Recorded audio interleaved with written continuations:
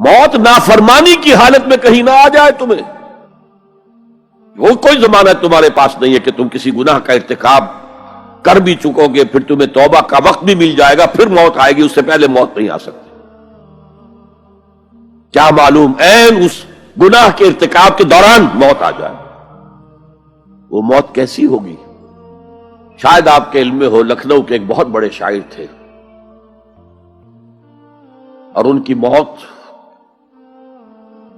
بہت ہی مکروہ حالات میں واقع ہوئی.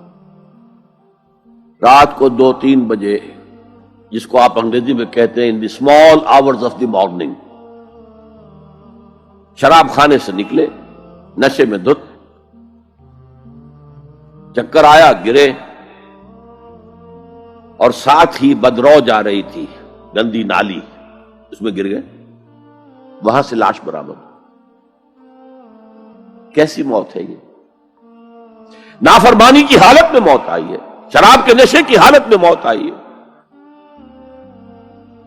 اور کیا یہ ممکن نہیں ہے کہ کوئی شخص بدکاری کا ارتکاب کر رہا اور عین اسی فعل کے دوران موت آ جائے؟ اچھا، اب اگر آپ نے طے کر لیا نہیں مروں گا مگر حالت فرما برداری میں، تو اس کی ایک ہی شکل ہے، کوئی لمحہ بھی نافرمانی میں بسر نہ ہو، مبادا اسی لمحے موت آ جائے. ہر لمحے کا پہرا دیجئے، ہر ساعت کی پوری حفاظت کیجئے،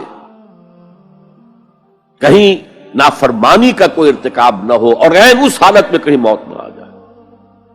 میں وہ حدیث آپ کو سنا چکا ہوں، لا یزنی الزانی حین یزنی وہو مومن. کوئی زانی حالت ایمان میں زنا نہیں کرتا، جب وہ زنا کر رہا ہوتا ایمان اس کے دل سے نکل کر اوپر سر پر منڈلاتا رہتا. کوئی چور حالت ایمان میں چوری نہیں کرتا، ولا یسرق السارق حین یسرق وہو مومن.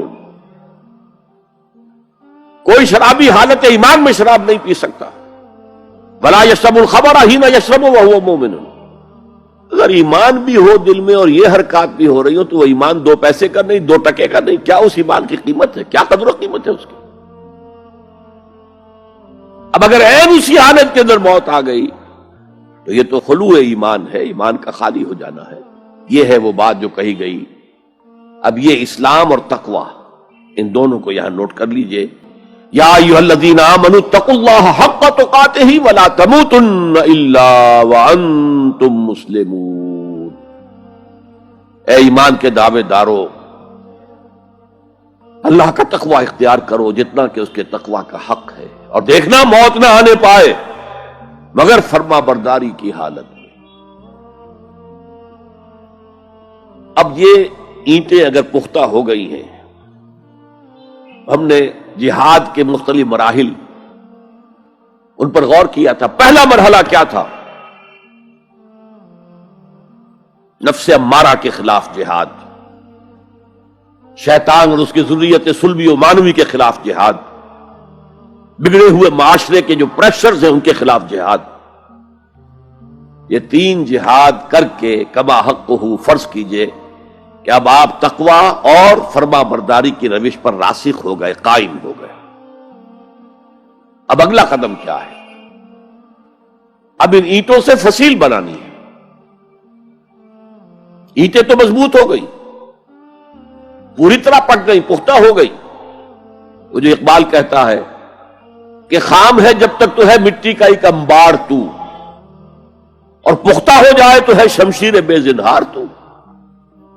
اور جس سے اکبر الہ آبادی نے بھی کہا ہے، اس سے بھی بہتر انداز میں کہا ہے، تو خاک میں مل اور آگ میں جل، جب خشت بنے تب کام چلے. ان خام دلوں کے عنصر پر بنیاد نہ رکھ، تعمیر نہ کر. اگر ساحل سمندر سے ریت لے کے گولا بنا لیں، وہ نم تو ہوتی ہے ریت، گولا بن جائے گا، پھر اسے شیشے پر بھی ماریں گے، شیشہ کھڑا رہے گا، ریت بکھر جائے گی. اسی گولے کو ذرا بھٹی میں ڈال کے پکا لو، روڑا بنا لو،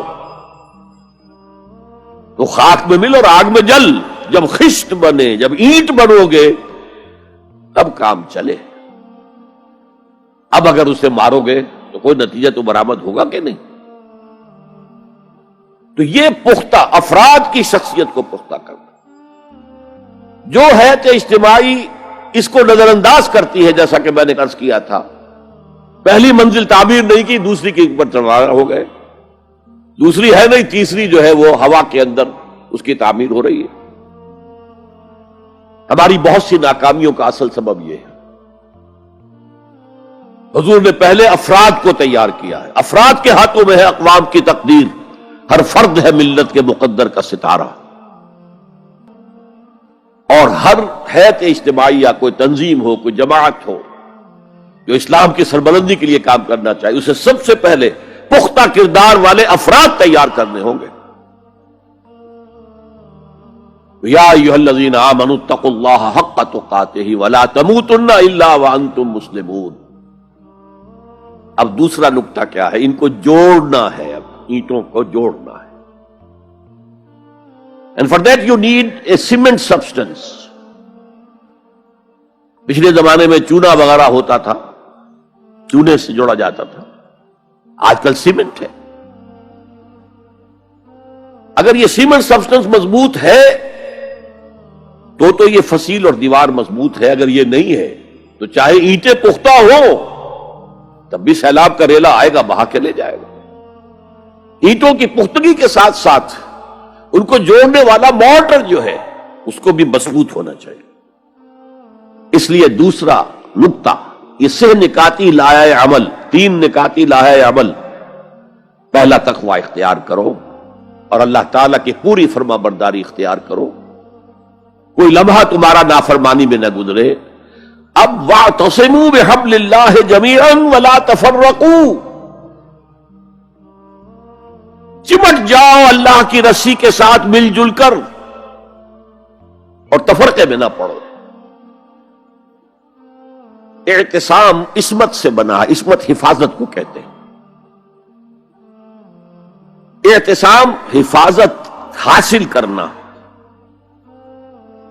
جیسے آپ دیکھتے ہیں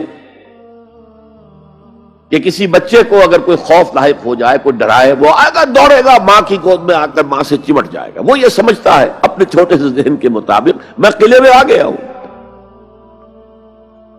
یہ دوسری بات ہے کہ کوئی سفاک انسان، جیسے فسادات ہوتے ہیں یا جیسا کچھ سن 47 میں ہوا تھا، کوئی سفاک بھیڑیا صفت انسان آئے، بچے کو کھینچے ماں کی گود سے، اچھالے اور کسی نیزے میں پرو لے۔ لیکن بچہ یہ سمجھتا ہے کہ میں آ گیا ہوں، پناہ میں آ گیا ہوں، قلعے میں آ گیا ہوں۔ تو یہ ہے اعتصام۔ اور عجیب بات یہ ہے کہ جو اس سورہ مبارکہ کی جو ہم نے شروع کی ہے آیات، وہاں سے ایک آیت پہلے جو ہے 10ویں رکوع کی آخری آیت، وَمَن يَعْتَصِم بِاللَّهِ فَقَدْ هُدِيَ إِلَىٰ صِرَاطٍ مُسْتَقِيمٍ۔ یہاں حبل اللہ نہیں ہے، جو اللہ کے ساتھ چمٹ جائے تو اس کی ہدایت تو ہو گئی صراط مستقیم کی طرف، اللہ سے جڑ جاؤ۔ سورہ حج کی آخری آیت کے بھی آخری الفاظ یہی ہیں، وَاعْتَصِمُوا بِاللَّهِ فَأَقِیمُوا الصَّلَاةَ وَآتُوا الزَّکَاةَ وَاعْتَصِمُوا بِاللَّهِ۔ وہ تمہارا پشت پناہ ہے، وہ مولاکم فنعم المولا ونعم النصیر، کیا ہی اچھا ہے وہ مولا، پشت پناہ، مددگار، حمایتی، کیا ہی اچھا ہے وہ مدد کرنے والا۔ تو وہاں پر بھی واعتصموا باللہ، وہی لفظ یہاں آیا، ومن یعتصم باللہ فقد ہدی الی صراط مستقیم۔ اب یہاں سوال پیدا ہوتا ہے وہ حبل اللہ کون سی ہے؟ اب اصول یہ سامنے رکھیے کہ قرآن مجید میں اگر محسوس ہو کہ کسی جگہ پر کوئی ابہام ہے، اجمال ہے، کہیں وضاحت کی ضرورت ہے، تو یہ حق ہی نہیں فرض ہے محمد الرسول اللہ صلی اللہ علیہ وسلم کا کہ اس کو بیان کریں، واضح کریں، تبیین کریں۔ انزلنا الیک الذکر لتبین للناس ما نزل الیہم، اے نبی ہم نے آپ کی طرف یہ الذکر اس لیے نازل کیا ہے کہ آپ لوگوں کے لیے واضح کریں وہ شے جو ان کے لیے نازل کی گئی، ان کی طرف بھیجی گئی۔ آج ایک عظیم ترین فتنہ ہمارے ہاں جو ہے وہ انکار حدیث کا ہے۔ وہ گویا کہ حضور کو یہ حق ہی دینے کو تیار نہیں۔ کہ قرآن مجید کی آیات کی توضیح کریں، تبیین کریں، جہاں کہیں کوئی سوال پیدا ہو اس کا جواب دیں.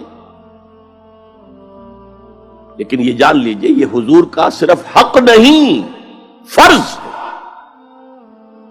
مجھے ایک بڑا تلخ تجربہ ہوا تھا لاہور میں 1973 میں، وہ جو عالمی کانفرنس ہوئی تھی لاہور میں، دنیا کے تمام مسلمان ملکوں کے سربراہ وہاں جمع تھے. تو اس زمانے میں اس آیت کا بڑا چرچا تھا، اخبارات میں بھی بڑے بڑے اشتہار شائع ہو رہے لوگوں کی طرف سے، وَاعْتَصِمُوا بِحَبْلِ اللَّهِ جَمِيعًا وَلَا تَفَرَّقُوا. رکشاؤں کے پیچھے بھی بینر لگے ہوئے ہیں، ٹیکسیوں کے پیچھے بینر لگے ہوئے ہیں، وَاعْتَصِمُوا بِحَبْلِ اللَّهِ جَمِيعًا. بینر آویزاں ہیں سڑکوں پر جا بجا. لیکن میں ایک پریس میں گیا کہ جہاں میری ایک کتاب چھپ رہی تھی اور تاخیر ہو رہی تھی، تو میں ذرا ان سے کہنے گیا جلدی کرو.